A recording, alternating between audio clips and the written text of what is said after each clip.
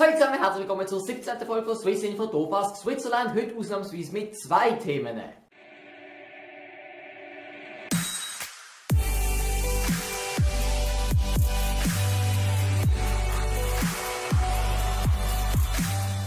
Die beste Partei von der Schweiz dürfte sich heute ziemlich freuen, sie hat nämlich einen riesen Auftrag erhalten.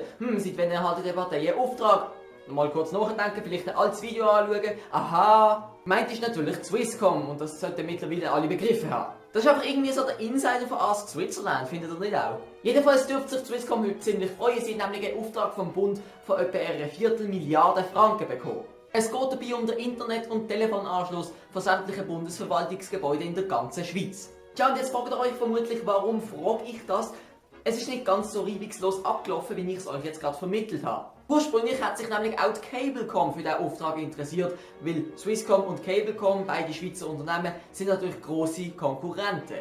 Der Bundesrat hat aber gerade bekannt gegeben, dass die Cablecom auf keinen Fall nehmen wird. Was ist denn jetzt mit unserem Bundesrat los? Ist er plötzlich asozial geworden? Nope, ist er nicht. Aber er hat Angst vor Spionageaffären. Und die Cablecom gehört einer anderen grossen englischen Firma. Und darum, nach dieser ganzen Affäre Edward Snowden und so weiter, wo das Ganze langsam aufgedeckt worden ist, wie viel eigentlich spioniert wird, hat sich der Bundesrat dazu entschieden, ein schweizerisches Unternehmen zu nehmen. In dem Fall Swisscom. Ich bin mir nicht ganz sicher, ob Swisscom wirklich so 100% in schweizerische Hände ist, aber nachdem sich sowieso nur mit Cablecom und Swisscom für das Mandat beworben haben, ist klar, dass die Wahl auf Swisscom fällt. Swisscom zielt aber wie jedes andere Unternehmen auf Gewinn ab. Und weil sie jetzt ein Monopol hat, können sie natürlich plötzlich die Preise erhöhen. Wäre das der Fall? Ja, AD Steuergelder. Bis jetzt hat es von Seiten der Swisscom noch nicht geheißen, dass der Preis erhöht werde.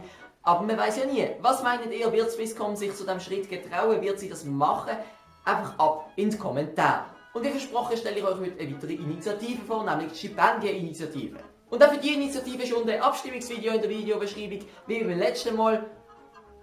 Da fällt mir etwas ein. Ich habe ja beim letzten Video extra gesagt, wenn man gegen die Volksinitiative ist, dann soll man das Abstimmungsvideo disliken und nicht das Video selber. Und wenn man vom Dislike-Wert bei diesem Video die durchschnittliche Dislike-Rote abzieht, die ich normalerweise habe, dann merkt man, dass es ein paar hirnverbrannte Vollidioten geschafft haben, das falsche Video zu disliken. Wenn wir? Ich glaube, jetzt muss es sein. Darum, falls ihr auch diesmal wieder gegen die Initiative sind, geht zuerst aufs Abstimmungsvideo und erst dort disliken. Kommen wir jetzt aber endlich zur Initiative. Sie heißt Stipendieninitiative und dann müsst ihr vielleicht zuerst mal klarstellen, was denn Stipendien überhaupt sind. Ich glaube, das Pflaster kann ich jetzt wieder ab, das ist noch ein Witz gesehen. Also. Nicht, dass sich jemand meint, ich habe mich jetzt ernsthaft verletzt.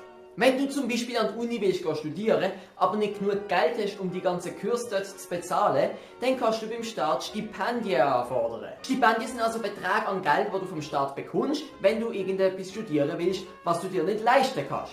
Die Idee dahinter ist, dass jemand mehr studieren kann, was der Schweiz etwas bringt, weil wenn du nämlich studiert hast, verdienst du in der Regel auch ein bisschen mehr, zahlst also ein bisschen mehr Steuern.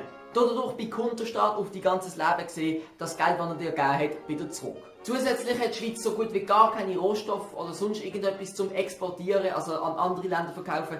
Darum haben wir halt ein sehr starkes Bildungswesen und müssen auch voll auf das setzen.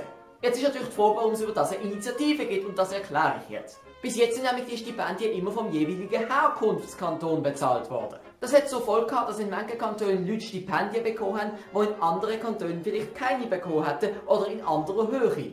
Mit der Annahme von dieser Initiative würden die Stipendien ab jetzt vom Bund bezahlt, was zur Folge hat, dass jeder Student gleich viel an Stipendien bekommt, egal in welchem Kanton er studieren geht und egal von welchem Kanton er herkommt.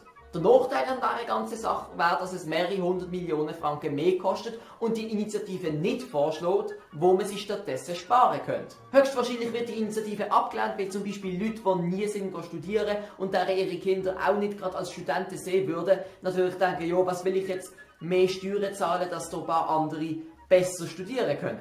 Befürworter wiederum sagen, dass auf diese Art mehr Leute könnten studieren könnten und die Schweiz mehr Studenten ausbilden könnte und so wieder die ganzen Steuergelder reinholen könnte. Aber es ist natürlich eine gewagte These, man kann sich darüber streiten, es ist einfach eine Frage von den Grundsätzen. Und jetzt ist eure Meinung gefragt, schreibt sie mir in den Kommentaren, stimmt auf jeden Fall ab beim Abstimmungsvideo. Ich habe in der letzten Swiss Info sogar gemerkt, dass viele von euch wahre Experten in so Sachen sind. Darum schreibt unbedingt eure Meinung an, dass die, die noch unentschlossen sind, Pro und Contra vergleichen können.